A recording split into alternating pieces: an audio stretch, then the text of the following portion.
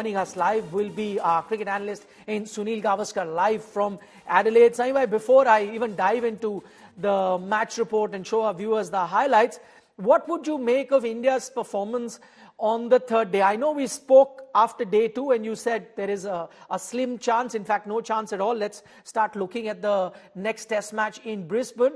Having said that, the manner in which the Indian batting order went down and then just a 19-run target set for the Australian team, what would you make of that insipid performance on day three? Like I told you yesterday, there wasn't much to expect. Maybe if Rishabh Pant had got going, or maybe if Nitish Reddy had played a few shots, India would have set Australia maybe 70, 80 runs to get. But that wasn't to be because Pant got out in the first over of the day without adding anything to the right. Sahiba, what would you? There were different facets of the game where Australia seemed to be better on the day versus India. But what would you put down as the biggest reason for India's loss? Very good bowling by the Australians and Travis Head's batting. So I would not really say anything negative about the Indian team for the simple reason the Australians were better. Bowling-wise, they were much better. They bowled a much better line. They got the wickets on day one. And even on day two in the evening, they got the wickets. It was not easy to bat day two evening with the twilight and the pink ball. And then Travis Head, the way he batted on day two, and took the game away from India, which is belligerent 100. So, after the game was over, Rohit Sharma came to the press conference and said that, listen, it's a demoralizing loss for us, but we've bounced back on previous occasions. So, it gives them confidence that they can repeat that here. But the truth of the matter is that this is a massive loss. This is a 10-wicket loss. Does it give you any sort of confidence that from a loss like this, the Indian team can really bounce back in this 5-match series? I am. And if they get somebody who can, if Harshit Rana, let me put it very clearly. If Harshit Rana bowls as well as he did in Perth, yes, India can definitely bounce back. Because what India lacked in Adelaide was that number 3 bowler. Australia, despite not having Hazelwood in their team, Hazelwood had taken a fifer in the first innings at Perth. He was not fit, but Scott Pollard came to the party. He didn't pick 5 wickets, but he picked wickets at crucial times. He picked big wickets, and so made a difference. So if India, Harshit Rana, can come in and bowl as well as he did in Perth, then India definitely can come back. Okay, fair points, anyway, that you make about the Indian bowling and things that they could have gotten right. But if you look at this match, the difference seems to be that 140 that Travis Head got, the 60-odd that Marnus Labuschagne got. So on that front, the Indian batting also left a lot to be desired. What do you think that the Indian batters really need to do to ensure that India is back on track? Because without getting runs on the board, there's little chance that they can make a comeback into that series. I think they got out some very good deliveries. So really, you can't say that, they need to do this or they need to do that. But I suppose a little bit of patience, because it's a 5-day game, it's a test match, a little bit of patience, maybe a little bit of better shot selection, then certainly they will be able to get a lot more runs. But at Adelaide, when you look at, the deliveries that got some of our best batters out, you cannot fault the batters because they really got some terrific deliveries. I'll tell you about that one incident, Travis Head, Mohammad Siraj, that's been making a lot of headlines for the last 2 odd days. At the moment, it is a case of who said what. Siraj says that, he didn't hear well bowled from Travis Head, so Travis Head is lying. Then we hear on the other end, Travis Head saying that, listen, I just said well bowled, but if this is the kind of cricket they want to play, then we'll see. My question to you is, clearly, it is something that's playing on the mind, at least of the Australian team, because of the kind of welcome that Mohammad Siraj got when he came out to bat. A barrage of bouncers he had to face as soon as he comes out to bat. Tells you there is a bit of residue left in what happened between Head and Siraj. Well, I think I wish India could have done that to Travis Head. India bowled 4 bouncers to him. That's what I'm told. I don't know the exact number. They bowled 4 bouncers to a man who's reputed not to be comfortable against the bouncers. So it just tells you about the planning that the Indian bowlers had done. Because if you had bowled bouncers to him, maybe like we've been saying, the World Test Championship final 2023, the World Cup final 2023. Everywhere, we've not really tested him with the bouncer. At least till he gets to 25, 30, we should really go and try. Maybe he might be able to, swat it away for boundaries and sixes. Good luck to him. But if you get the right feel, then we might be able to do that. So Siraj is a number 10 batter. No big deal. In the sense that if somebody is bowling him a bouncer, he is going to struggle. So you can't really fault him for that. So whatever happened, clearly I think the Australians were charged up. They were looking to get back at Siraj, but I don't think Siraj is going to be bothered by that. When he has the ball in his hand at Gabba, he's going to give it to them doubly in kind. Okay. On the subject of who's right or wrong, in fact, I won't dwell too much into who's right or wrong, whether Head should have said that or not, whether Siraj should have given him that sort of a send-off or not. One interesting aspect of this entire fiasco was brought about by Matthew Hayden in commentary, I heard, where he said that it's okay. Siraj saying a few things to Head. He said, I'm fine with it. After all, fast bowlers, they're full of steam. They're charged up and they say a thing or two to a batter once they dismiss him.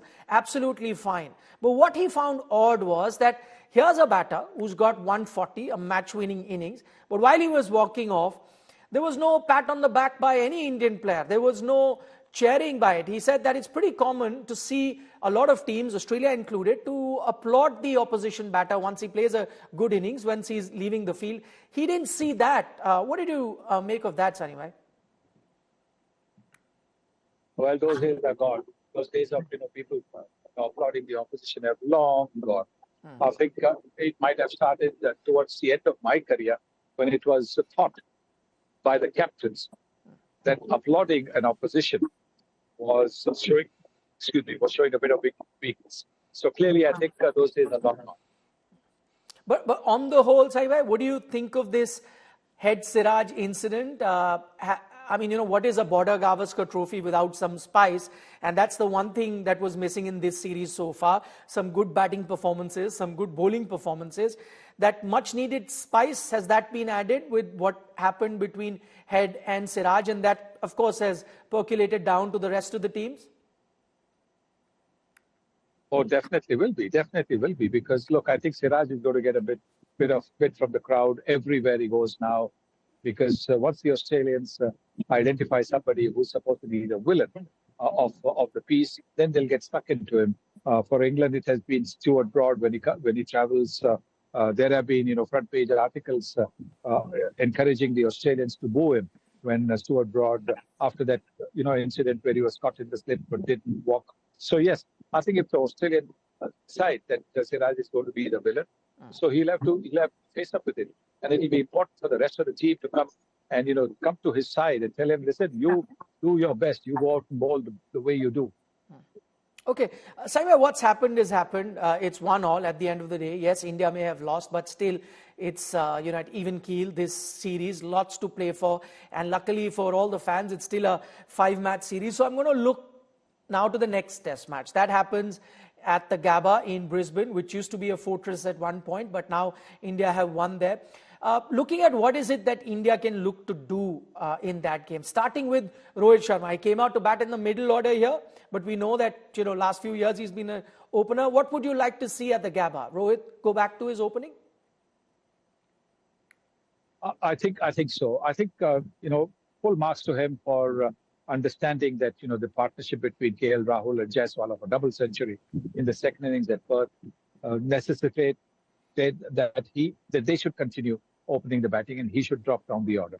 But Rahul opened the batting because Rohit Sharma was not available for the first test. So now that Rohit Sharma is back, Rohit Sharma should now, for the third test, go back to opening the batting. And Rahul, who's been batting in the middle order for the last couple of years because of the established partnership between Rohit Sharma and Jaiswal, he should be batting down the order. That is the one change that I certainly would like to see. Also because when the new ball is there are more open spaces for Rohit Sharma to get runs. Yes, there will be more fielders in the slips for catches, but there are more open spaces. And if he can get going, if he can get to 20, 30 in taking advantage of those open spaces, then you could have Rohit Sharma getting a big 100, and which is the kind of stuff that you want. Looking ahead again, that was about the Indian batting. Let's focus on the Indian bowling. And of course, the standout performer for India so far has been Jasprit Bumrah. And while you'd want to play him all 5 test matches, but realistically, do you see that happening? Because he's already played a lot of games at home, those home series that was happening. We thought he'll be rested for a game or 2. He wasn't. Now he's gone to Australia, 5 test matches. Many thought at best he'll play 3 or 4. Do you now see him play all 5 test matches? Would that be prudent? No, I'd like him to play all 5 test matches. You're playing for India. There is no question of all this workload and stuff like that. He has to play all 5 test matches unless he's injured. This match has finished in 2.5 days. It hasn't gone for 5 days. So the man gets 5 days of a break. If he's got a problem, if he's got an injury, yes. But if he doesn't have an injury, yes, you've been giving him 4 over spells, 5 over spells. That is perfect. That is the way to go. Unless, of course, you've taken a couple of wickets or a wicket in your 5th over, then you might be tempted to give him a 6th over. But I think he is your battering ram. If you're not going to play him in all 5 test matches, you reduce your chances of taking 20 Australian wickets. So he has to play.